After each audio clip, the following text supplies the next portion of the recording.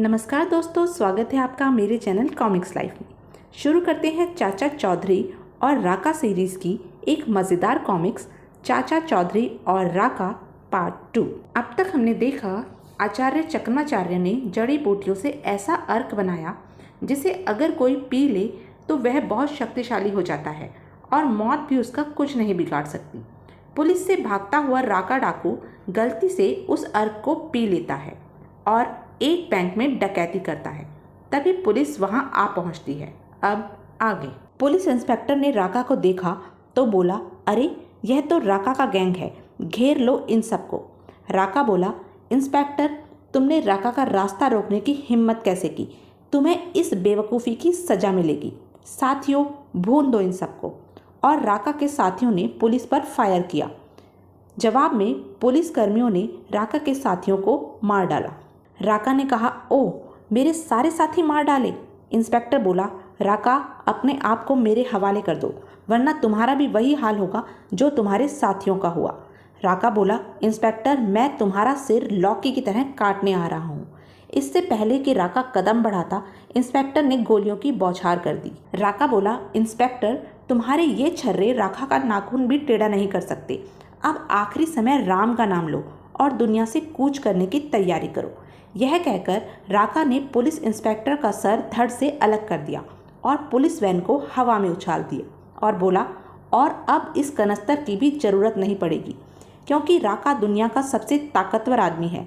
दुनिया में ऐसा कोई नहीं जो राका का बाल भी बांका कर सके। तभी राका को किसी के कराहने की आवाज़ आई। उसने सोचा, मेरे किसी साथी के कराहने की आवाज़ आ रही है। शेरू। शेरू बोला, सरदार हमने सारी उम्र वफादारी से तुम्हारा साथ दिया, क्या हमारा खून यूं ही बह जाने दोगे? राका बोला, नहीं मैं तुम्हारा खून यूं ही नहीं जाने दूंगा। मैं तुम्हारे खून के एक एक कतरे के बदले में 10-10 आदमी मारूंगा। काली माई की कसम, जब तक मैं हर देश के हजारों आदमियों को मौत के घाट उतारकर तुम्हारी मौत का बदला ना ले लूं, चैन से नहीं बैठूंगा। दुनिया के देशों होशियार होशियार हो जाओ, राका आ रहा है। और राका अपने उबलते खून को ठंडा करने चल दिया।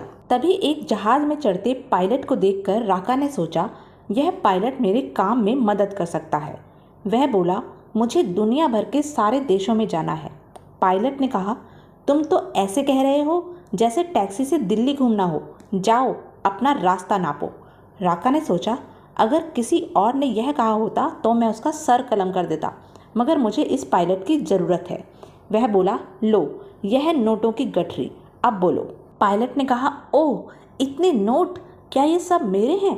लंबू तुम आ सकते हो लेकिन अपना सिर झुका कर घुसना। और हवाई जहाज राका को लेकर खुले आकाश में उड़ गया। पायलट ने कहा, तुम इतने देशों में क्यों जाना चाहते हो? राका बोला, मैंने कसम खाई है, मुझे हर देश के कुछ 1000 आदमी मौत के घाट उतारने हैं। पायलट बोला, कहीं तुम डाकू राका तो नहीं? राका ने कहा, ठीक पहचाना पायलट, मैं लोगों को मारूंगा, तुम दौलत लूटना। पायलट राका को लेकर न्यूयॉर्क पहुंचा और बोला, राका यह रहा न्यूयॉर्क। राका ने कहा, तुम यहीं ठहरो, मैं जरा शहर घूम कर आता हूँ। और राका शहर घूमने चल दिया। रास्ते में एक आदमी ने राका से कहा, ए बेवकूफ़, सड़क के बीचों बीच चलता है। राका बोला, तुमने मुझे बेवकूफ़ कहा, अब इस गुस्ताखी की सज़ा भुगतो। और उसने उस आदमी की गाड़ी पलट दी। वह आदमी डर के मारे चिल्लाने लगा, पुलिस पुलिस। राका ने कार को पूरे जोर से दे मारा। कार एक इमारत से जा टकराई और उसमें आग लग गई। वहाँ खड़े लोग बोल उठे, ओह कार में आग लग गई, अरे उसका ड्राइवर भी जल गया। एक आदमी बोला, कार की आग से उस ऊंची इमारत में आग लग गई है। दूसरे ने कहा, उस इमारत में हजारों लोग हैं, फायर ब्रिगेड को बुलाओ। इमारत में फंसे लोग चिल्लाने लगे, बचाओ। राका ने भीड़ में खड़े लोगों को अपनी कुल्हाड़ी से काट डाला और बोला, देखता हूँ कौन फायर ब्रिगेड को बुलाता है। तभी न्यूयॉर्क पुलिस वहां आ पहुंची। इंस्पेक्टर ने कहा, यह बहुत जालिम आदमी है, इससे पहले कि यह जान माल का और नुकसान करे इसे खत्म कर दो। सिपाहियों ने उस पर गोलियां बरसाई और बोले, गोलियां इस पर कोई असर नहीं कर रही हैं। इंस्पेक्टर बोला, यह अमेरिका के खिलाफ कोई रूसी षड्यंत्र है, टैंक लाओ। तभी एक सिपाही टैंक लेकर पहुंचा और बोला, मूर्ख तेरे पागलपन का अंत होने वाला है। अमेरिकी टैंक लड़ाई के मैदान में पूरी बटालियन खत्म कर चुके हैं और उसने टैंक से राका पर अटैक किया, लेकिन राका पर कोई असर नहीं हुआ। सिपाही बोला, असंभव, मेरे टैंक का गोला किसी को लगे और वह जिंदा रहे, यह आज तक नहीं हुआ।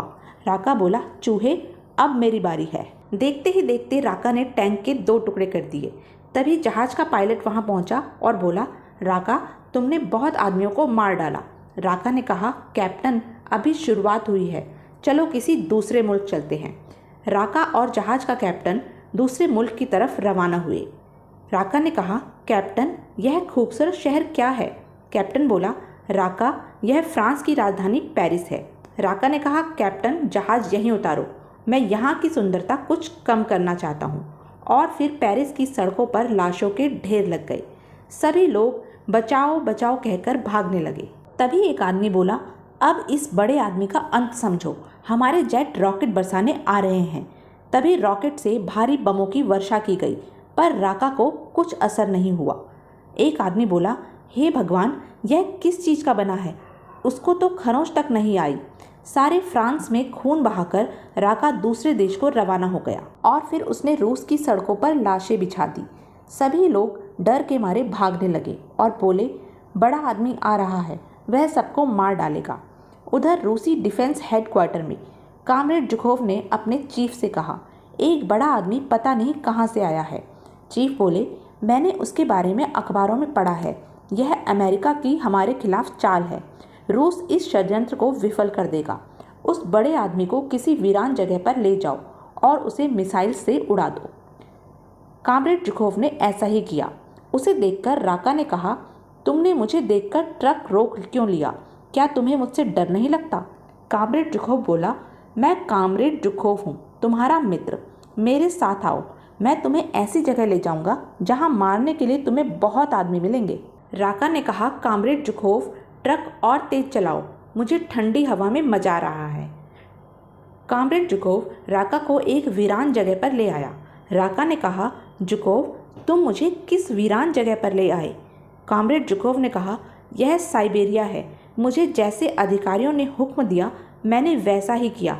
राका बोला, धोखा, तुम्हें इसका फल भुगतना पड़ेगा, और उसने कामरेड जुखोव को मार डाला। उधर साइबेरिया में रूसी मिसाइल्स राका पर अटैक करने के लिए तैयार थी। एक साथ कई घातक मिसाइल छूट पड़े।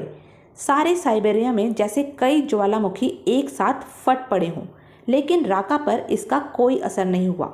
यह सुनकर रूसी डिफेंस हेडक्वार्टर में चीफ ने कहा, क्या ऐसा कैसे हो गया? यह असंभव है। जब विश्व के देश राका के जुल्मों के आगे दम तोड़ने लगे तो संयुक्त राष्ट्र संघ का आपातकालीन अधिवेशन बुलाया गया। अधिवेशन में कहा गया, दोस्तों, यह अधिवेशन किसी 2 देशों की जंग को रोकने के लिए नहीं, बल्कि पूरी मानव जाति को एक ऐसे खतरनाक दरिंदे से बचाने के लिए बुलाया गया है जिसकी इतिहास में मिसाल नहीं। राका एक ऐसा कैंसर है जिसे हमने अभी खत्म न किया तो वह सारी मानव जाति को खत्म कर देगा, मगर प्रश्न यह है कि उसे मारे कौन? हमारे सारे हथियार उसको मारने में नाकाम साबित हो चुके हैं।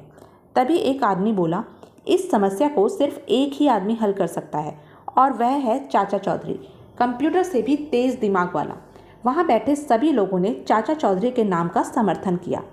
तब संयुक्त राष्ट्र संघ के सेक्रेटरी जनरल ने चाचा चौधरी से फ़ोन मिलाया और बोले, चाचा जी, निर्दोष व्यक्तियों को राका के हाथों से मरने से अगर कोई बचा सकता है तो आप ही हैं। चाचा चौधरी बोले, सेक्रेटरी साहब, मैंने अखबारों में उसके अत्याचारों के बारे में पढ़ा है, राका कहाँ मिलेगा? सेक्रेटरी साहब ने कहा, साइबेरिया में। चाचा चौधरी और साबू जहाज पर साइबेरिया की तरफ चल पड़े। साइबेरिया पहुंचकर चाचा चौधरी ने कहा, साबू, यह ठंडा प्रदेश है, तुम्हें सर्दी तो नहीं लग रही? साबू बोला, नहीं, आपको पता है मैं जुपिटर का रहने वाला हूँ।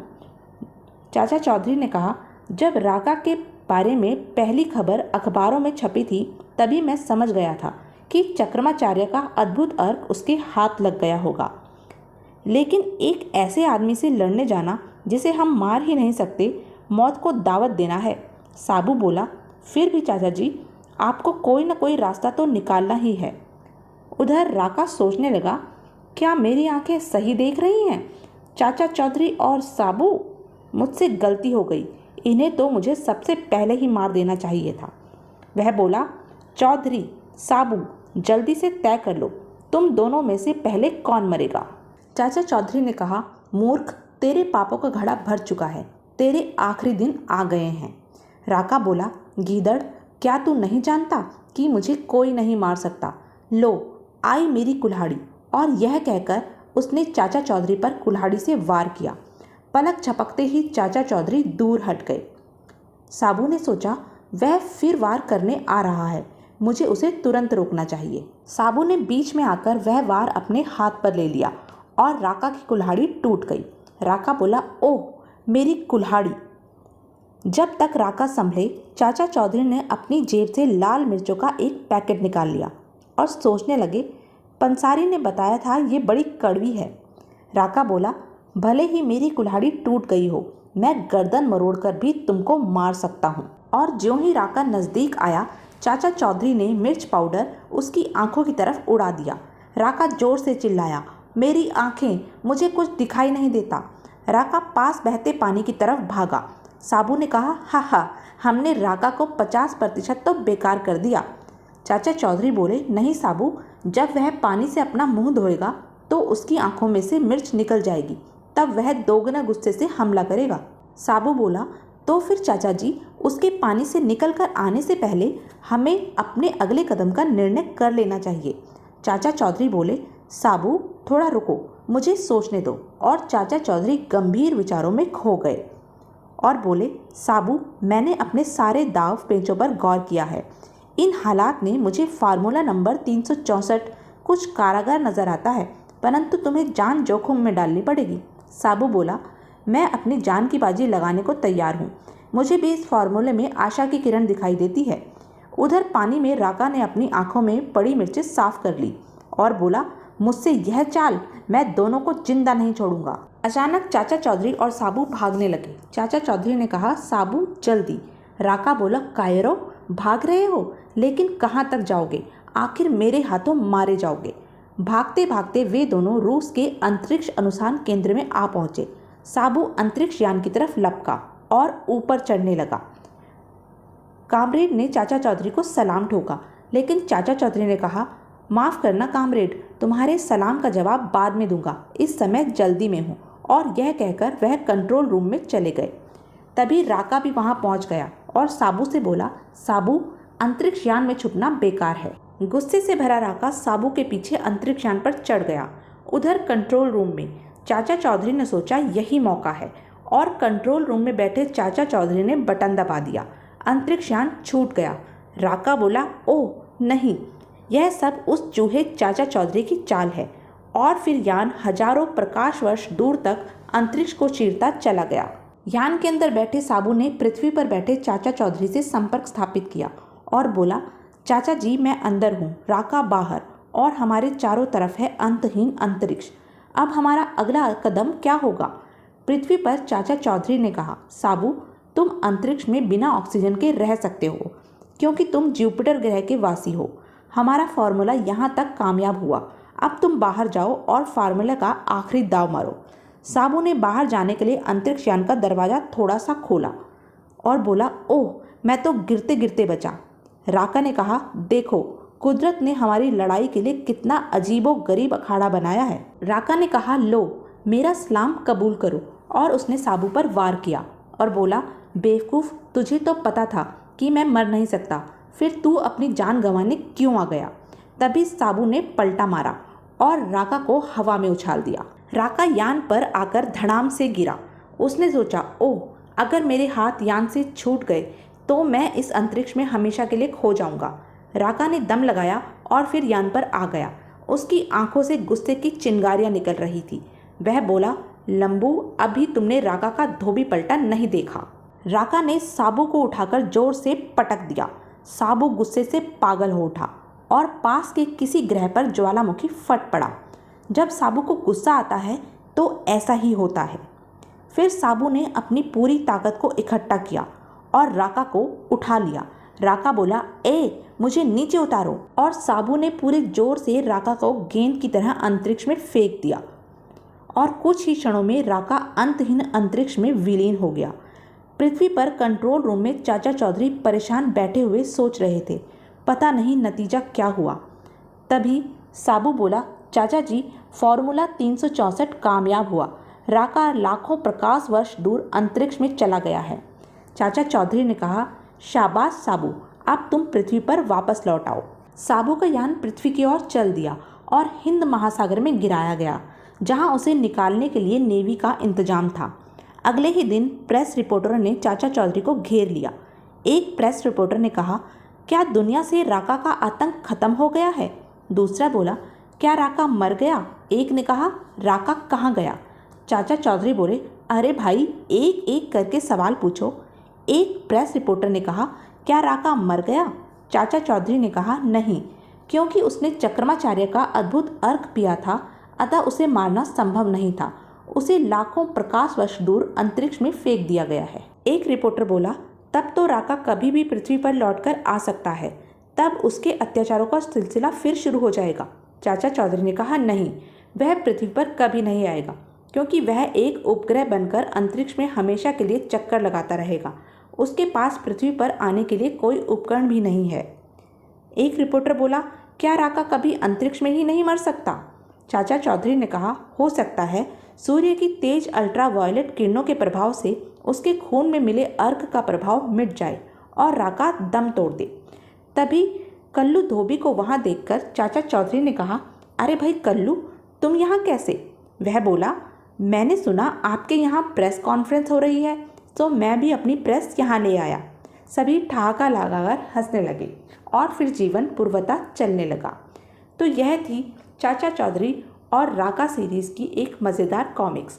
ऐसी ही मज़ेदार कॉमिक्स के लिए बने रहें मेरे साथ, और हाँ, मेरे चैनल को लाइक, शेयर और सब्सक्राइब करना ना भूलें। धन्यवाद।